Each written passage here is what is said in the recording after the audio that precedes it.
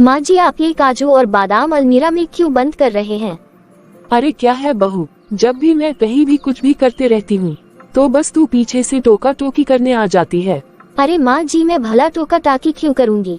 मैं तो आपसे बस यही बोल रही हूँ ना कि आप ये काजू और बादाम और सारा ड्राई फ्रूट अलमारी में बंद करके क्यों रख रहे हैं? अरे तो क्या फिर ये सब सामान मैं बाहर खुले में रख दूँ ताकि तुम नजर बचा कर सारा का सारा खत्म कर दो? अरे बहू, तुझे पता है ना कि तू माँ बनने वाली है और अभी तुझे 8वां महीना भी लग गया है। और अगर तू इतना काजू बादाम और ड्राई फ्रूट खाएगी तो तेरे बच्चे के लिए तो बिल्कुल भी ठीक नहीं है ना। ये सब ड्राई फ्रूट कितना गर्म होता है और इससे तुझे और बच्चे को कितना नुकसान है। अच्छा, तो मुझे अब समझ आया माँ जी कि आप ये ड्राई फ्रूट मेरे से ही छिपा कर अलमीरा में रख रहे हैं माँ जी। अरे माँ जी, भला मैं आपके ये काजू बादाम क्यों खाऊंगी? बल्कि माँ जी, क्या आपने मुझे कभी भी आपके काजू और बादाम खाते हुए देखा है? और मैं आपकी किसी भी चीज को बिना पूछे क्यों हाथ लगाऊंगी? अब तू ज्यादा मेरे से अपना मुंह मत लगा और अब तो ऐसे मेरे सामने ज्यादा सीधी बनने का नाटक मत कर। अरे जब तू खाती ही नहीं है तो फिर ये सब कुछ किचन में रखे रखे कौन खा जाता है? अब इस घर में कोई और तो है नहीं कि जो वो उठा उठा कर खा जाते होंगे। मुझे अच्छे से पता है कि ये सब तू ही खाती है और तेरे कारण ही तो मुझे ये सब करना पड़ रहा है। बल्कि जब इस घर में मैं अकेली थी ना तो मैं ये सब अलमारी में कभी भी नहीं रखती थी और ये ताला चाबी तो मैं कभी लगाया ही नहीं करती थी।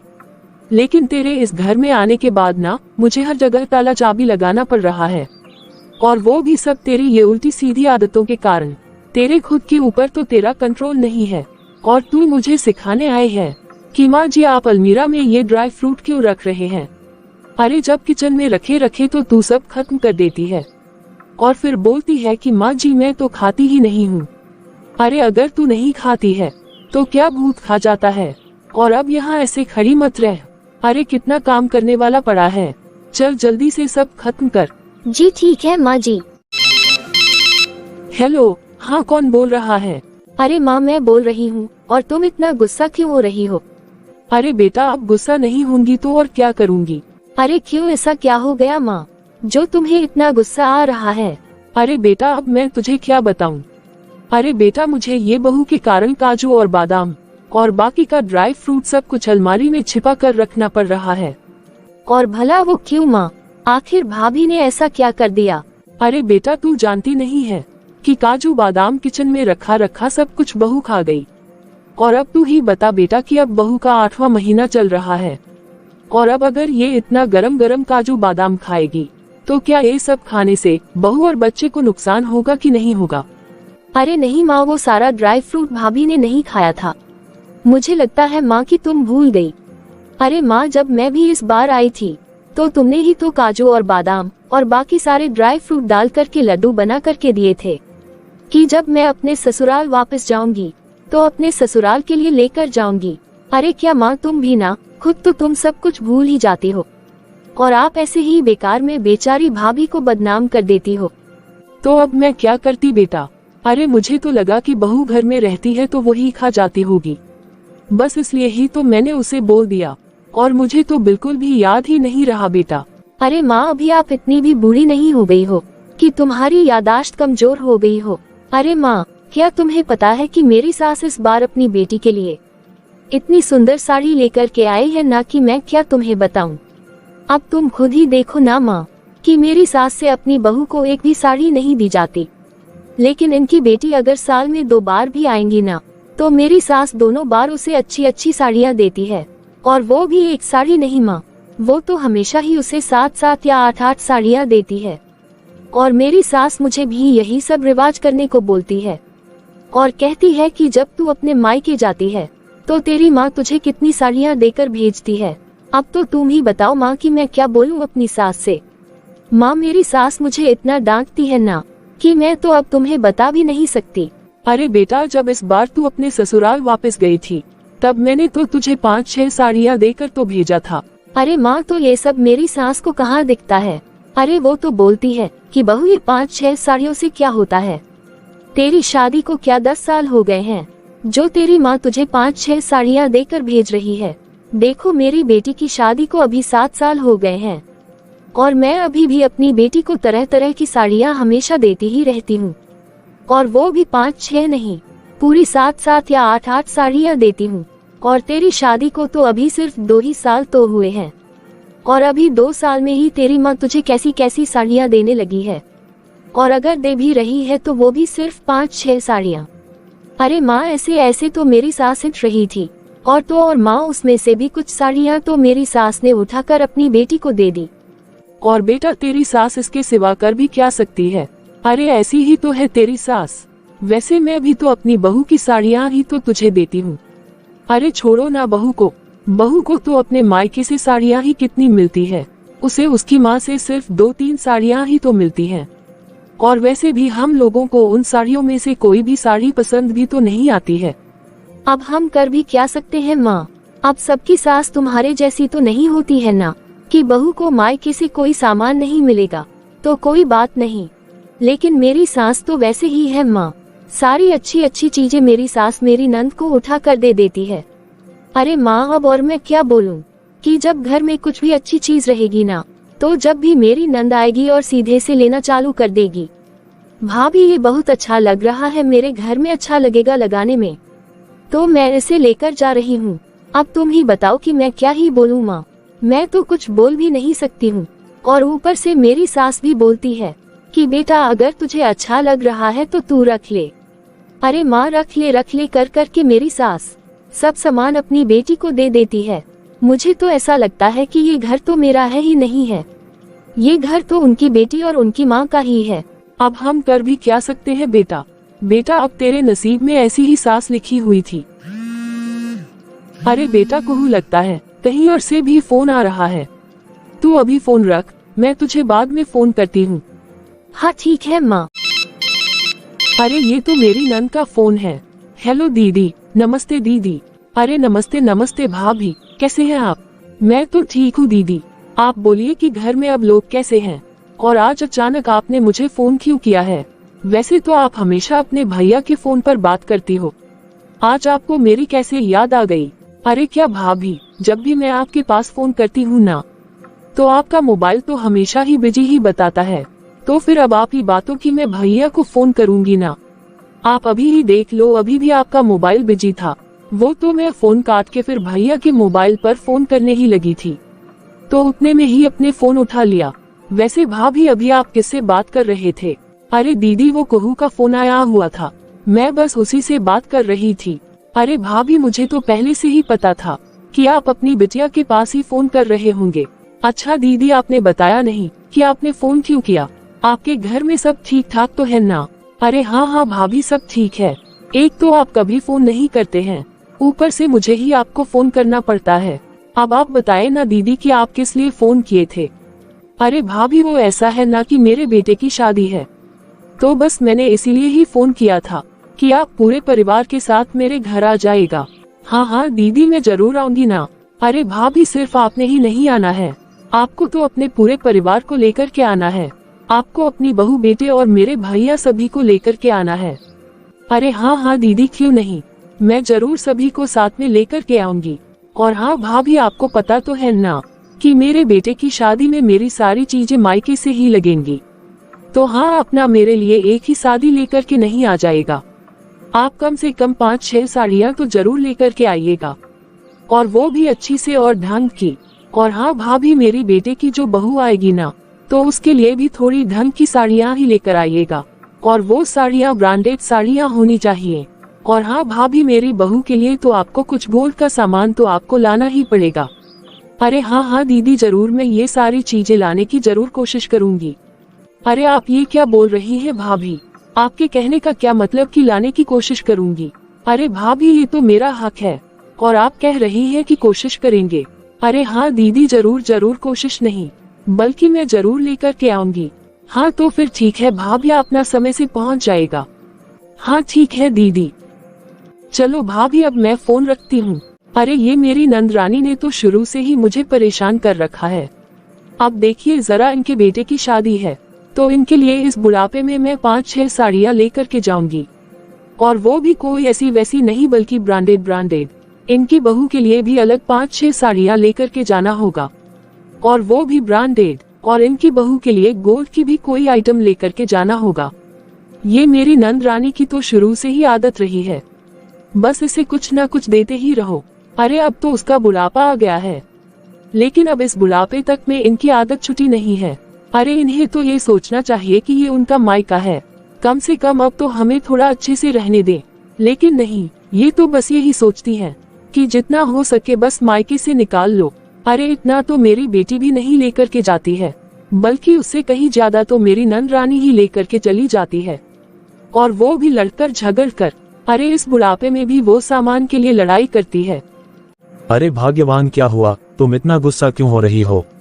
अरे भाई, वो मेरी बहन ही तो है, किसी और को तो नहीं कुछ देना होगा। अब मेरी बहन अगर अपने बेटे की शादी कर रही है तो उसका अपने मायके से लेने का इतना हक तो बनता ही है ना। अब अपने बेटे की शादी तो वो अपने घर के कपड़ों से करेगी नहीं, तो ये तो उसके मायके का ही हक बनता है ना। तो वो कौन सा गलत बात बोल रही है?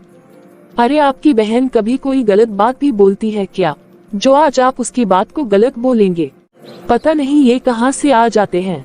अब इन्होंने तो ये सब कुछ सुन लिया है, अब तो ये अपनी बहन के लिए एक से बढ़कर एक चीज खरीद कर लाएंगे, और जो भी चीज खरीदनी है तो मतलब खरीदनी है। बल्कि मैं तो ये सोच रही थी कि बहू की शादी के समय में जो कपड़े बचे हुए थे, कुछ कपड़ों को मैं फिर से सही से पैक करके दे देती और कुछ कपड़े खरीद करके आ जाते। लेकिन अब तो इनके भाई ने जो सुन लिया है, तो फिर अब तो ये सारा सामान नया खरीद कर ही रहेंगे। अरे भाग्यवान, तुम इतना गुस्सा क्यों हो रही हो?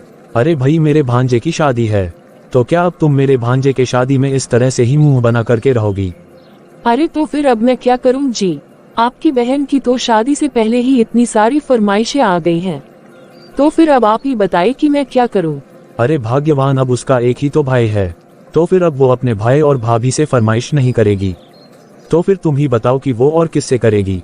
आखिरकार जब तक हम लोग जिंदा हैं तब तक तो उसका अपने मायके पर इतना हक तो है ही ना। और वैसे भी तुम याद करो कि मेरी बहन हमारी बेटी की शादी में कितना कुछ देकर गई थी, और हमारे बेटे की शादी में भी तो वो हमारी बहू को कितना सारा सामान देकर के गई थी, तो वो सब तुम भूल गई क्या? अरे वो तो बहू को कान के झुमके ही दे करके गई थी, और बहू को 5-6 साड़ियाँ भी दे करके गई, और अपने भतीजे के लिए वो इतना महंगा सूट भी तो लेकर के आई थी। अरे जब मेरी बहन इतना सब कुछ ला करके दे सकती है, तो क्या हमारा हक नहीं बनता है कि हम लोग भी उसके बेटे के शादी में उसकी और उसकी बहू को कुछ अच्छा सामान ले जाकर दे? वो तो मैं जानती हूँ कि आपकी बहन को सारा सामान देना ही पड़ेगा, नहीं तो आपकी बहन ऐसे ही कहाँ मानने वाली है। अरे अब तुम छोड़ो ना भाग्यवान, चलो अब तुम तैयारी शुरू करो जाने की।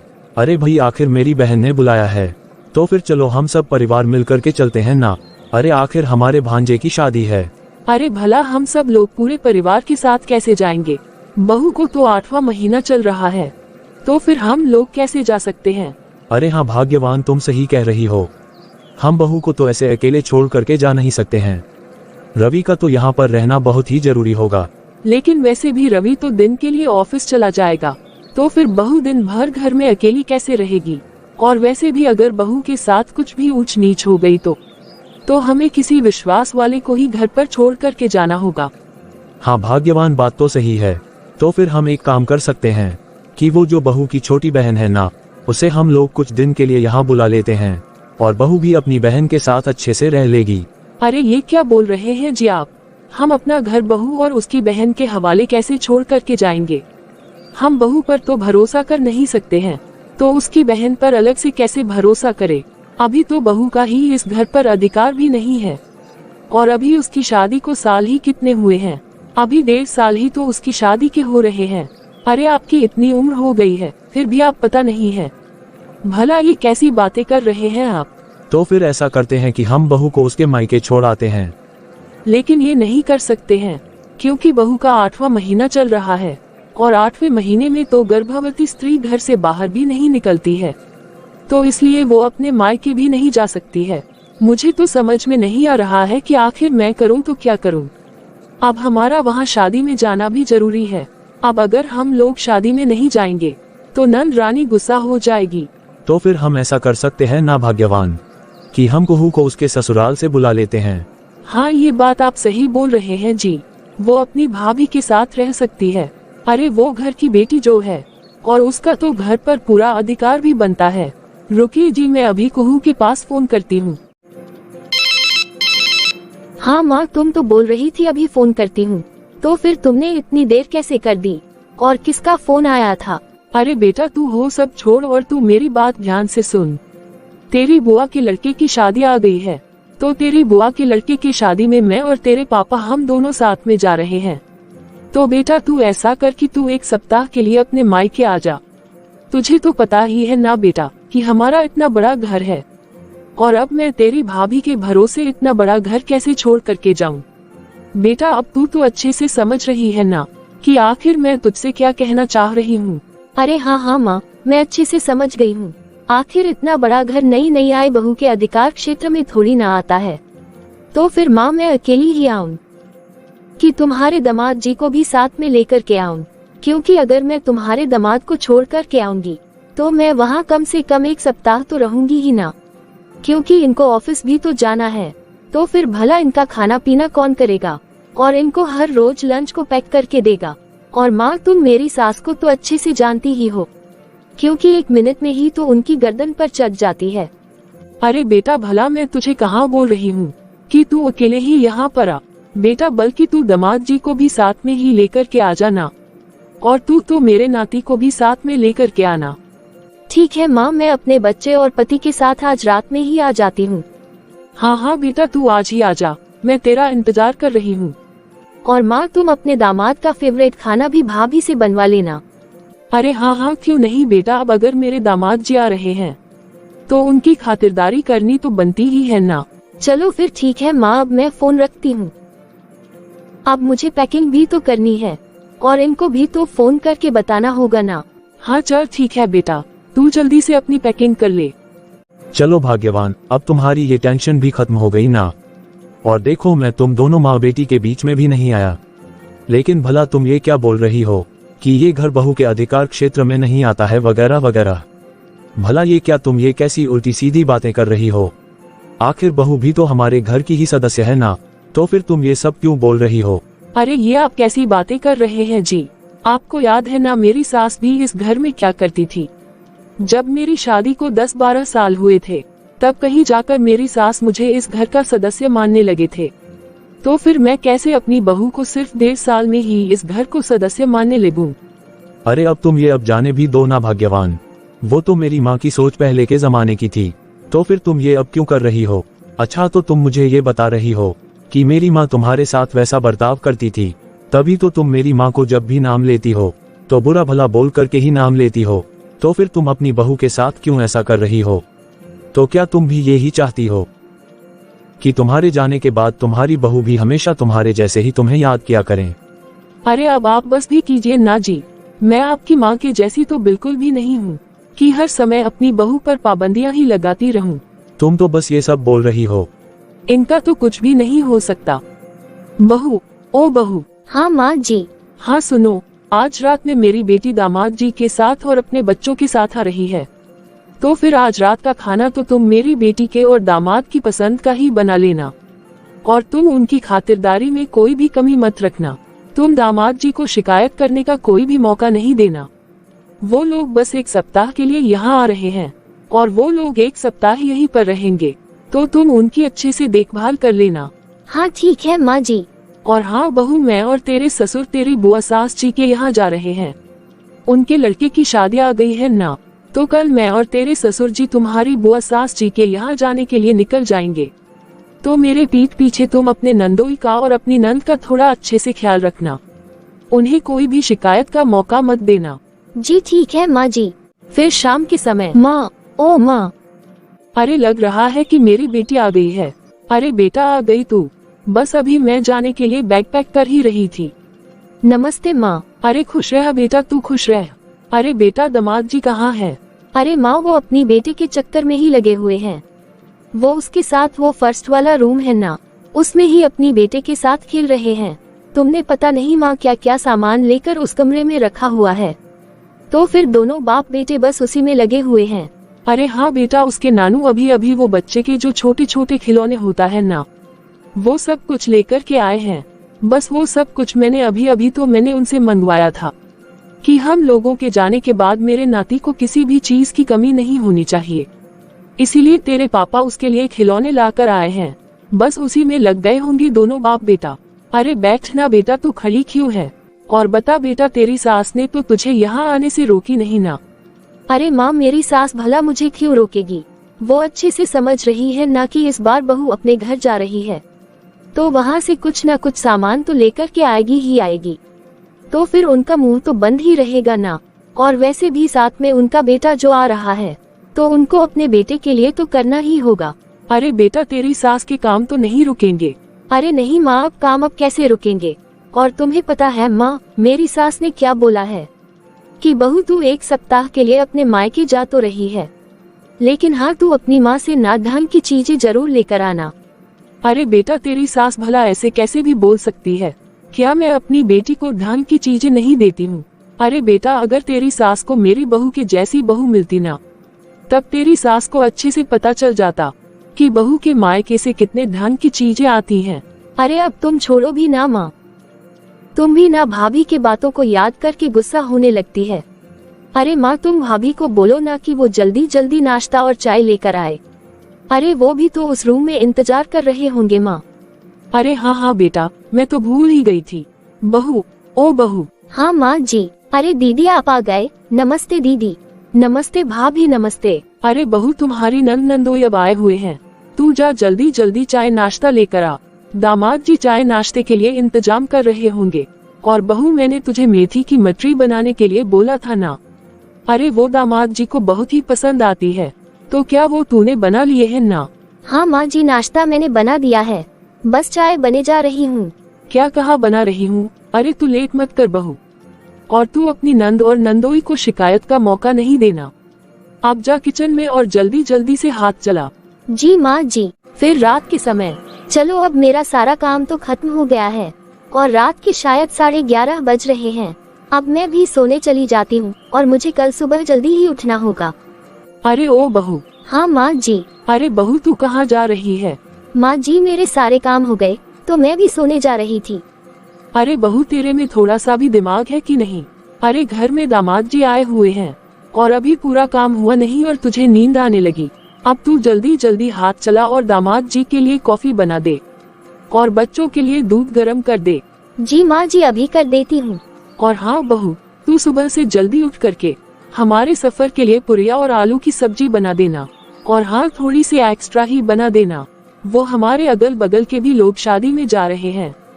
तेरी बुआ जी ने उन्हें भी शादी में इनवाइट किया है और मैं तो जा रही हूँ बहू। तो तू मेरे पीठ पीछे मेरी बेटी और दामाद का अच्छे से ख्याल रखना और उन्हें कुछ भी शिकायत का मौका नहीं मिलना चाहिए।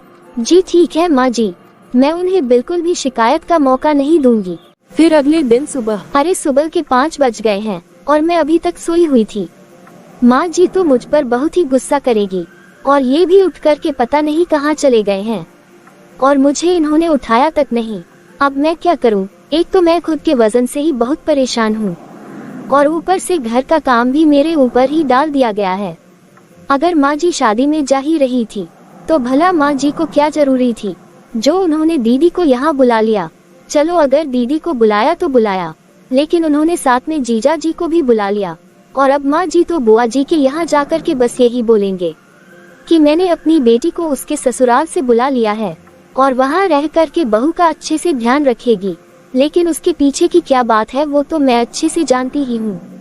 अरे बहू, खाना पैक कर दे। हाँ माँ जी। माँ जी, मैंने सारा खाना पैक करके आपके बैग में डाल दिया है।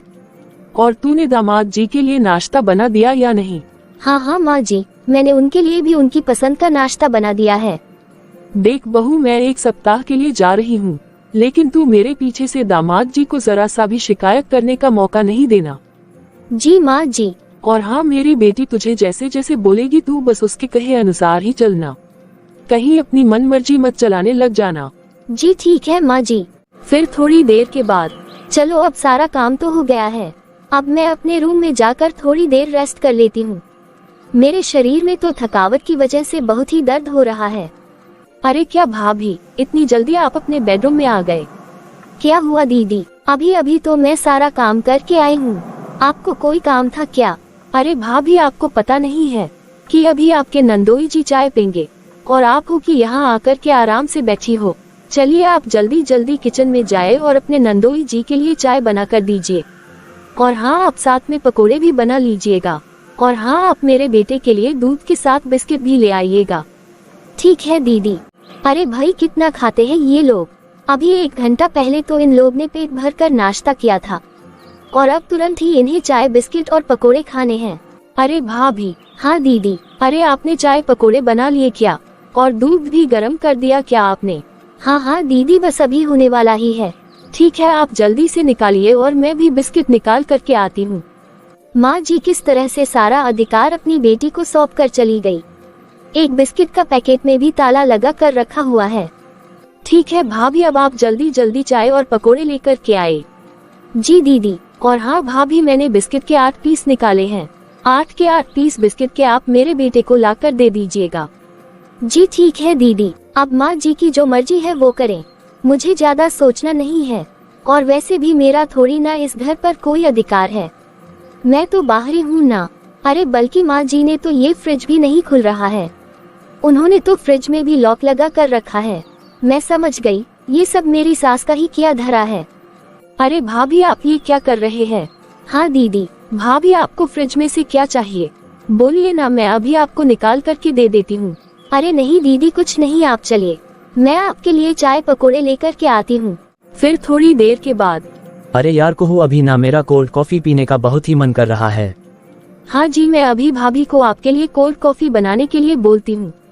भाभी। ओ भाभी। हाँ दीदी। अरे भाभी, अभी अभी आपके नंदोई जी का कोल्ड कॉफी पीने का बहुत ही मन हो रहा है, तो आप उनके लिए अच्छी सी कोल्ड कॉफी बना दीजिए और आप मेरे लिए एक मसाले वाली चाय ही बना दीजिएगा।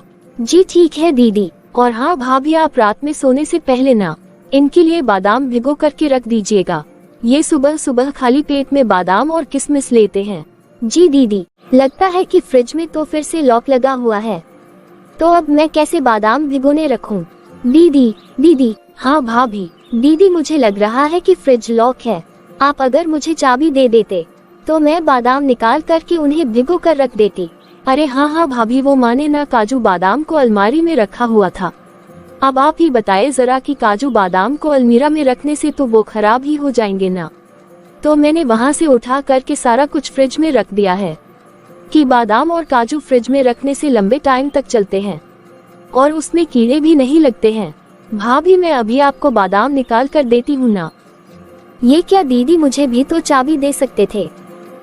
अरे भाभी, ऐसा कीजिए ना कि आप मुझे एक बोल दे दीजिए, मैं उसमें ही आपको 8 बादाम गिन करके दे देती हूँ, तो फिर उसमें ही बादाम अच्छे से धो करके पानी में डिप करके छोड़ दीजिए और फिर कल सुबह में आप अपने नंदोई जी को ये बादाम दे दीजिएगा।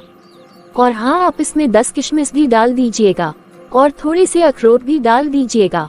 ठीक है ना भाभी? वो क्या है न कि ये सुबह खाली पेट में यही सब कुछ खाते हैं और फिर उसके बाद ही नाश्ता करते हैं। पर दीदी, अखरोट तो मेरे पास नहीं है, भला वो कहाँ से इसमें डालूं मैं? अरे वो भी दे रही हूँ भाभी, सब कुछ दे रही हूँ। 2 अखरोट डालने हैं और आप 8-10 किशमिश डाल दीजिएगा और 8 बादाम डाल दीजिएगा और साथ में काजू भी मिला करके सुबह खा लेंगे ये। ठीक है दीदी। अरे अब तुम्हारा सारा काम खत्म हो गया क्या? हाँ जी, मेरा सारा काम तो खत्म हो ही गया है, लेकिन घर के प्रति एक बहू के तो सिर्फ कर्तव्य ही होते हैं ना, बल्कि बहू का कोई अधिकार तो नहीं होता है ना। अरे सीमा, आखिर तुम कहना क्या चाहती हो? देखिए जी, मैंने अपने ससुराल के प्रति अपना हर फर्ज निभाया है और माँ जी ने मुझे आज भी पराया ही समझ कर रखा है ना। मैंने तो ये सुना था कि अगर तुम अपने कर्तव्य निभाओ तो तुम्हें सारे अधिकार भी मिल जाते हैं, पर यहाँ तो सारे अधिकार तो इस घर की शादीशुदा बेटी को ही मिले हुए हैं, तो फिर मैं भला इस घर में क्या कर रही हूँ? और वैसे भी मेरा 8वां महीना चल रहा है, तो माँ जी दीदी को पूरे परिवार के साथ यहाँ बुलाने की भला क्या जरूरत थी? क्या 1 सप्ताह के लिए मैं अपने पति के साथ अकेले ही अपनी मनमर्जी के साथ नहीं रह सकती थी? दीदी हमेशा ही मुझ पर निगरानी रखती रहती है कि मैं कितना घी तेल इस्तेमाल कर रही हूँ और रात को कितने बादाम भिगो रही हूँ। अरे बादाम तो मैं अपने हाथ से निकालती भी नहीं हूँ, वो सब तो मुझे दीदी खुद ही निकाल कर और गिन गिन कर ही देती है। अरे जब माँ जी यहाँ थी तो माँ जी अखरोट, बादाम, काजू, किशमिश सब कुछ मेरे ही कारण अलमीरा में बंद करके रखते थे और माँ जी हमेशा मुझे ही बदनाम कर रहे थे कि बहू तुम ही सब कुछ खा जाती हो अब आप बताएं कि क्या मैं इतना सब कुछ खा जाऊंगी? अरे माना कि अगर मैं खा भी लेती हूँ तो भला मैं इसमें क्या ही गलत कर देती हूँ? माँ जी बार बार बस एक ही बात बोलते हैं कि बहू तेरा 8वां महीना चल रहा है, ये काजू बादाम और सब ड्राई फ्रूट तेरे लिए ठीक नहीं है। ड्राई फ्रूट बहुत ही गर्म होता है, इसे खाने से बच्चे पर बुरा असर पड़ेगा। अरे क्या मुझे नहीं पता है जी कि क्या खाने से बच्चे को दिक्कत होगी और क्या खाने से दिक्कत नहीं होगी? अरे मैं इतनी भी तो अनपढ़ नहीं हूँ, अरे मैं भी तो पढ़ी लिखी हूँ। अरे अपने मायके में तो सब बेटियां पढ़ी लिखी और अच्छी ही कहलाती हैं, लेकिन ससुराल में आकर उन्हीं लड़कियों की पढ़ाई लिखाई सब चूल्हे में ही चली जाती है।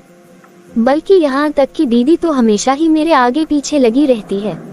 अरे फोन पर मैं किससे बातें कर रही हूँ, मैं कितने घंटे काम कर रही हूँ और कितने घंटे आराम कर रही हूँ। अरे दीदी तो मेरी हर चीज पर नजर बनाए रहती है।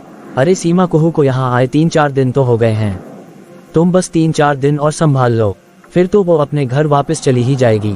और वैसे भी तुम तो अच्छे से जानती ही हो कि कुहू के सामने ये सब बातें करने से कोई फायदा नहीं होगा, क्योंकि अगर हम कुहू को एक बात कहेंगे तो वो उस एक बात के 2-4 मतलब निकाल देगी। अभी तुम 2-3 दिन में माँ को आने दो, फिर उसके बाद बात करते हैं। जी ठीक है जी। फिर अगले दिन। अरे भाभी आप क्या कर रहे हैं? अरे सुबह के 6 बज गए भाभी, इनकी चाय और बच्चों को दूध देने का समय हो गया है। अरे अब ये भाभी कब उठेंगे? भाभी, अरे भाभी, अरे क्या कर रहे हो? आज आप कितनी देर तक सोते रहोगी? क्या भाभी आपके पास दिमाग है कि नहीं है? अरे सुबह के 6 बज रहे हैं, पता है कि अगर आपके नंदोई जी गुस्सा हो गए तो क्या होगा? आपको इतना भी पता नहीं है कि जब घर में दामाद और बेटी आए हुए रहते हैं तो उनको सब चीजें टाइम पर ही करके दे देनी चाहिए। ये तो कभी के उठकर के वॉक पर भी चले गए, और एक आप हो कि इतनी देर तक सोती रहती हो। और क्या आप यहाँ बैठे बैठे मेरा मुंह ही देखती रहेंगी? चलिए अब जाए और जाकर जल्दी जल्दी अपना काम कीजिए। हाँ हाँ दीदी अभी जा रही हूँ। अरे ऐसे ही नहीं, मेरी माँ भाभी पर गुस्सा करती है। अरे मेरी भाभी की तो आदतें ही ऐसी हैं, जिससे किसी को भी गुस्सा आ जाए तभी तो मेरी माँ भाभी पर इतना गुस्सा करती है। फिर 2 दिन के बाद। और बता बेटा, यहाँ सब कुछ कैसा रहा? तेरी भाभी ने तुम्हारी सेवा पूरी तरीके से तो की है ना? उसने सेवा करने में कोई कमी तो नहीं छोड़ी? अरे क्या माँ, अब मैं तुम्हें क्या बताऊँ? अरे तुम्हारी बहू मेरी और तुम्हारे दामाद की क्या सेवा करेगी? अरे क्यों बेटा, क्या हुआ? अरे माँ, तुम्हारी बहू न तो टाइम से उठती है और न ही कोई धन का काम करती है।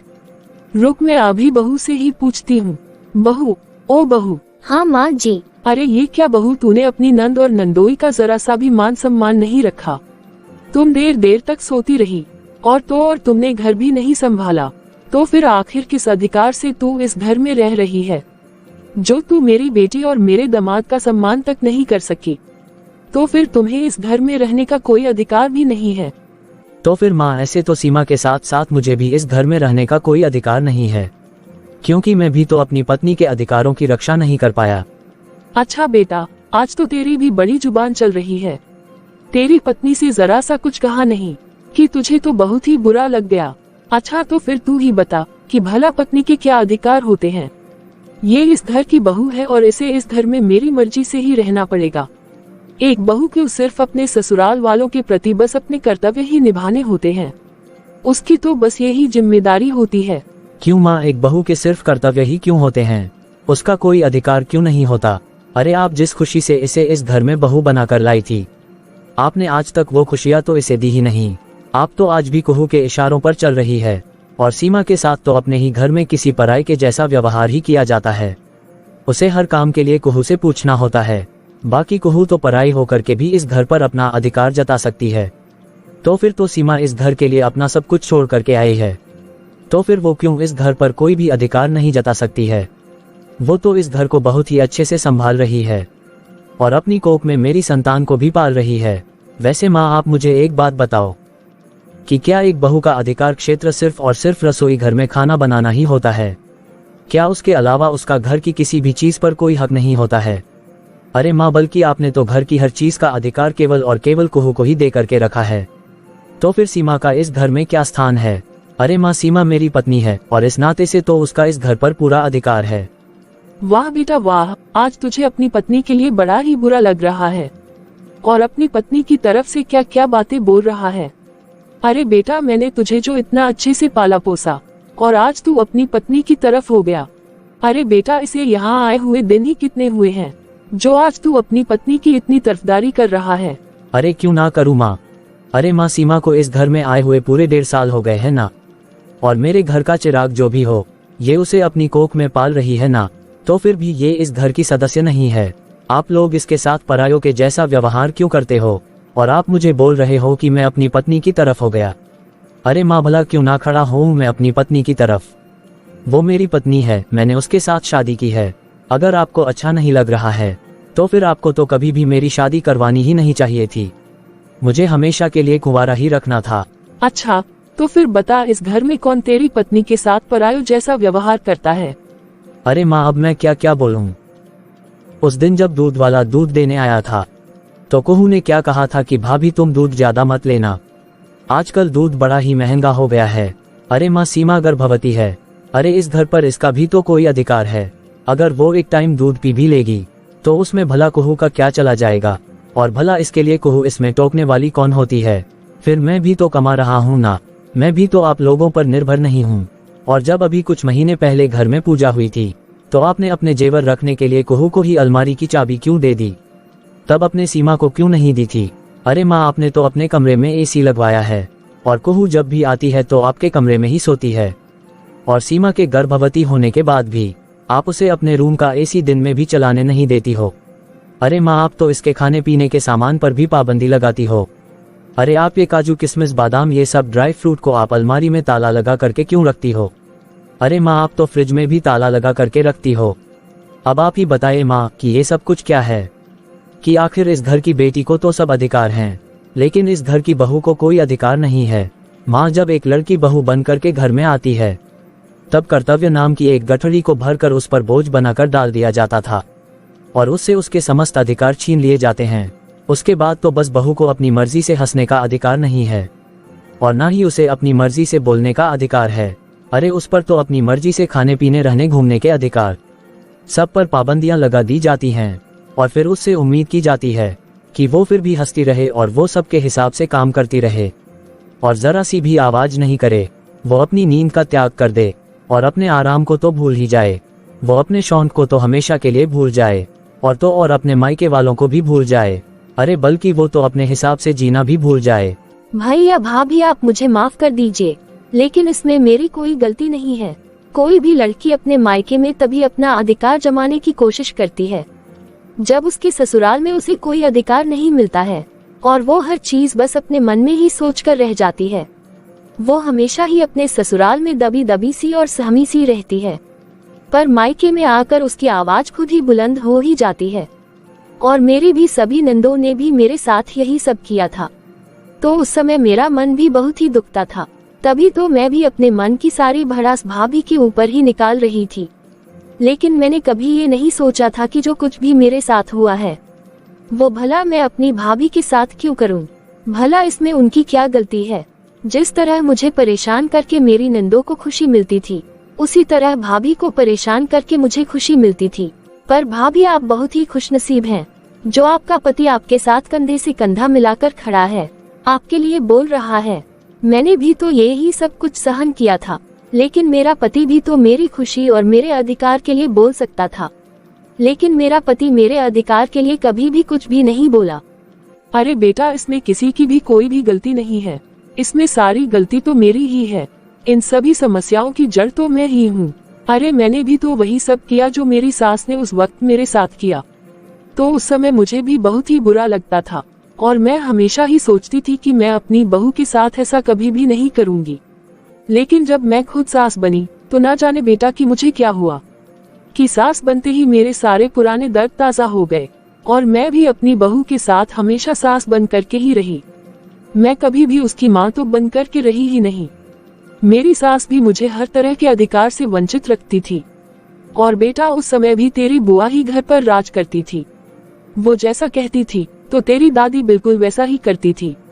एक बार मुझे जब पता चला कि मेरे पिताजी की तबीयत खराब है तो मैंने अपने पिताजी की तबीयत खराब होने की बात तेरी दादी को बताई और मैंने बोला कि मुझे अपने मायके जाना है, लेकिन उस समय तेरी बुआ ने साफ ही मना कर दिया कि माँ मैं एक तो इतने दिनों के बाद यहाँ रहने के लिए आई हूँ और ये भाभी अपने मायके जाने का बहाना बना रही है, इसलिए मैं उस समय अपने मायके जा नहीं पाई। और फिर 2-3 दिन के बाद मुझे पता चला कि मेरे पिताजी की मृत्यु हो गई और मैं तो उनके अंतिम दर्शन भी नहीं कर पाई। इसलिए आज भी मेरे मन में उस दर्द की कड़वाहट भरी हुई है। और तब तो तेरे पापा ने भी मेरा साथ नहीं दिया था और मैं मायके जाने के अधिकार से भी वंचित हो गई। अरे बहू तो अपने ससुराल के कर्तव्य में इस तरह बन जाती है कि वो अपनी मर्जी से जीना क्या, वो तो अपनी मर्जी से सांस लेना भी भूल जाती है। लेकिन मैं तुझे एक बात बोलूं बेटा, जब आज तू अपनी पत्नी के लिए ये सब कुछ बोला ना, तो मुझे तेरे ऊपर जरा सा भी गुस्सा नहीं आया, बल्कि मुझे अच्छा लगा कि तूने अपनी पत्नी के अधिकारों के लिए उसका साथ दिया और उसके साथ खड़ा है। आखिर बेटा, एक पत्नी को और एक बहू को उसके घर में सब अधिकार मिलने ही चाहिए।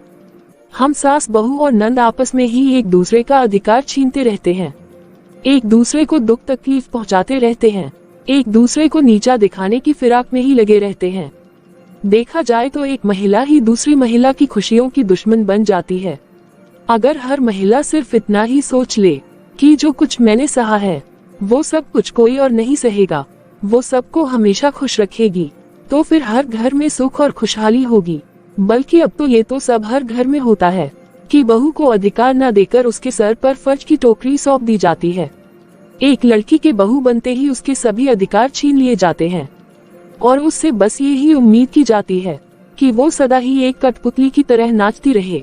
लेकिन बहू, अब तुम्हारे साथ ऐसा बिल्कुल भी नहीं होगा। तू मुझे माफ कर दे बहू। अरे नहीं नहीं माँ जी, आप ऐसा बिल्कुल भी मत बोलिए। माँ, अब मैं भी सब कुछ अच्छे से समझ रही हूँ कि ये सब कुछ तुम्हारे साथ भी हो चुका है। माँ जी, मैं आपको विश्वास दिलाता हूँ कि आगे से मेरी पत्नी पर भी कोई भी किसी भी तरह की कोई ज्यादती नहीं करेगा। आज मैं भी उसके लिए हमेशा ही उसके साथ खड़ा रहूंगा। आज जिस तरह से भैया ने सबके सामने खड़ा होकर के भाभी जी के लिए आवाज उठाई है ना, मैं भी अपनी पत्नी के लिए सबके सामने खड़ा रहूंगा और हमेशा ही एक ढाल की तरह उसके साथ खड़ा रहूंगा। दामाद जी, मुझे भी आपसे यही उम्मीद थी।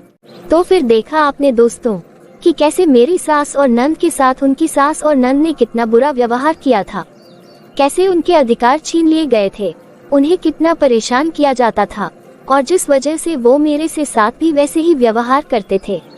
लेकिन मेरे पति ने मेरे साथ खड़े होकर मेरा साथ दिया और अपने परिवार को अच्छे से समझाया कि वो सभी मेरे साथ कितना गलत कर रहे हैं। अगर उनके साथ गलत हुआ है तो उसमें मेरा क्या कसूर है, या फिर जो उनकी सास और नंद ने उनके साथ किया वो आगे अपनी बहू के साथ क्यों कर रहे हैं। तो मैं आशा करती हूँ कि आपको हमारी ये कहानी जरूर अच्छी लगी होगी। तो फिर आप कमेंट करके जरूर बताएं कि आपको हमारी ये कहानी कैसी लगी। और ऐसी ही मॉरल स्टोरीज देखते रहने के लिए आप हमारे चैनल पीकाबू हिंदी कहानियों को जरूर सब्सक्राइब करें।